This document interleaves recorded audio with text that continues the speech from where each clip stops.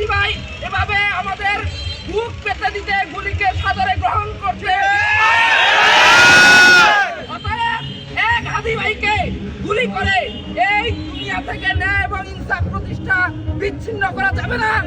আমরা ইকরামকে বলতে চাই, এই সন্ত্রাসীরা যদি পাতালে নিচে যে পালিয়ে থাকে সেখান থেকে বের করে সর্বোচ্চ শাস্তি দেওয়া হোক।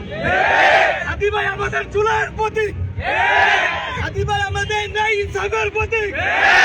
ইনকিলাব মঞ্চের বর্তমান আহ্বায়ক, জুলাইয়ের মুখপাত্র, জুলাই যুদ্ধের অগ্রণী সৈনিক আমাদের উসমান হাদি ভাইয়ের উপর যে সন্ত্রাসী হামলা চালানো হয়েছে, এই সন্ত্রাসী হামলার প্রতিবাদ ডুয়েট শিক্ষার্থীদের পক্ষ থেকে আমরা আজকের এই বিক্ষোভ সমাবেশ থেকে জানাই।